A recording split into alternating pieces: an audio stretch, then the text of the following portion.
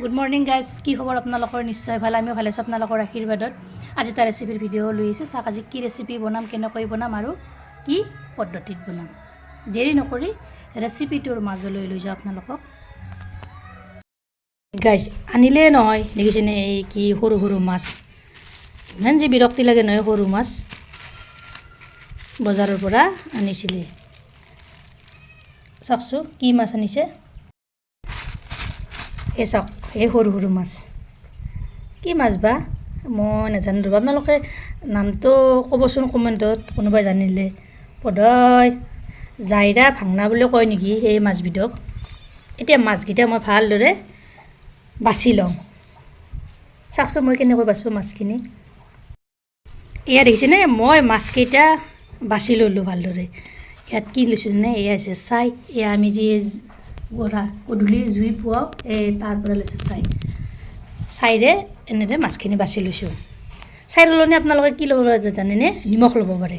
এই মাছখিনি ভালদৰে মই ধুই লওঁ। ধুই কেনেকৈ বনাম, কি পদ্ধতিত বনাম চাই থাকিব ভিডিঅ'টো। এতিয়া কি কৰিম, এই মাছখিনি মই খৰাহি এটাত লৈ ল'ম।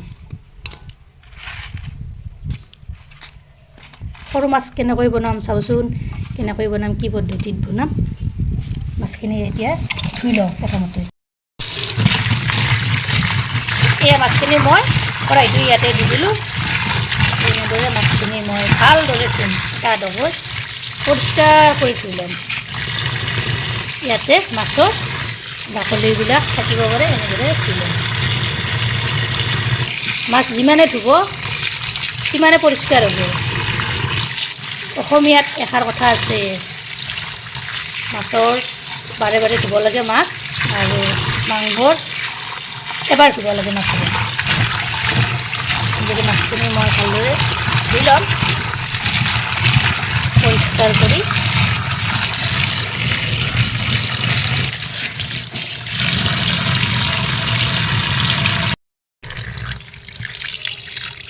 এই মাছখিনি মই এটা এটাকৈ ভালদৰে পৰিষ্কাৰ কৰি ধুই ল'ম, যাতে ইয়াত বাকলিও নাথাকে আৰু ইয়াৰ মাছৰ পেটুও নাথাকে। দেখিছেনে, এনেদৰে দি দিব, ভালকৈ ধুব।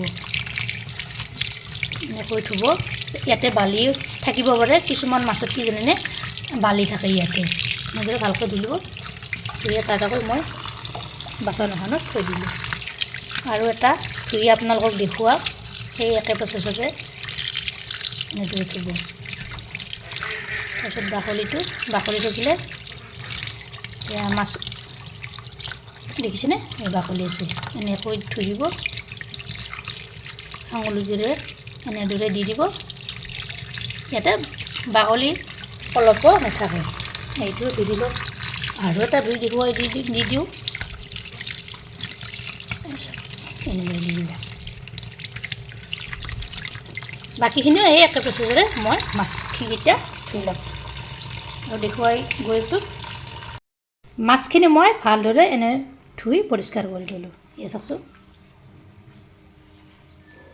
এতিয়া মই ইয়াত হালধি আৰু নিমখ সানিম। চাই থাকক ভিডিঅ'টো সম্পূৰ্ণভাৱে আৰু স্কিপ নকৰাকৈ। এতিয়া মই মাছকেইটাত এয়া লৈ লৈছোঁ, এয়া নিমখ, তাৰপিছত এয়া হালধি গুড়ি, তাৰপিছত কি দিম জানে, অলপ জলকীয়াৰ গুড়ি এনেদৰে ছটিয়াই দিম, যাতে ৰংটো ধুনীয়া হয়। এইখিনি সানি লওঁ ভালদৰে মাছখিনি।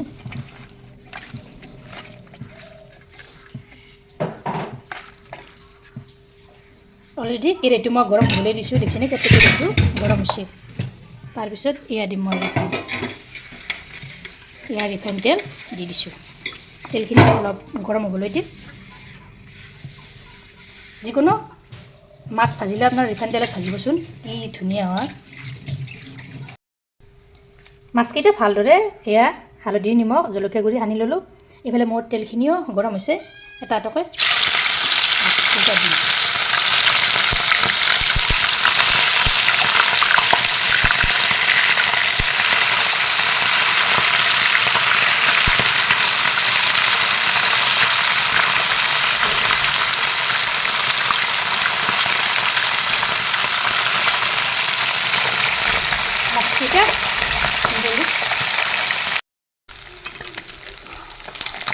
এয়া চাওকচোন মাছখিনি এইফালে হৈছে এইটো চাইড আৰু মাছকেইটি ওলটাই দিলোঁ তাতকৈ এনেদৰে দি দিছোঁ। এই কেৰাহীটোৰ এটা বিশেষত্ব আছে দেও দেখিছেনে লাগি নধৰে। যদি আপোনালোকক ইয়াৰে লিংকটো লাগে কমেণ্টত জনাবচোন, লিংক বুলি আপোনালোকে লিখি দিব, মই লিংকটো দি দিম। চাওক লাগি ধৰা নাই আৰু মাছখিনিও নেভাঙে। যিসকলে এই কেৰাহী ব্যৱহাৰ কৰিছে তেওঁলোকে ইয়াৰ বিষয়ে জানেয়ে, তথাপিতো যিসকলে নেজানে মই এয়া কৈ দিছোঁ। আৰু এইটো ছাইডো মই হ'বলৈ দিম মাছকেইটা।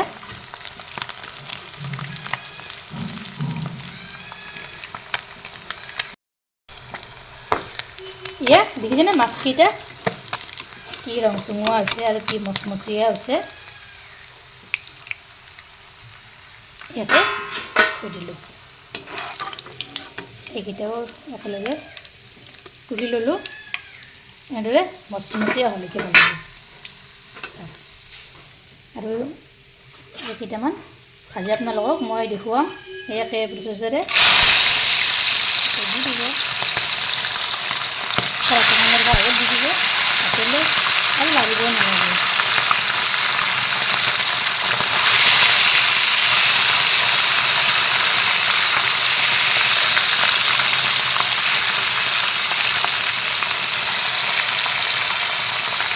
এয়া মই দি দিলোঁ এই বাকীকেইটাও।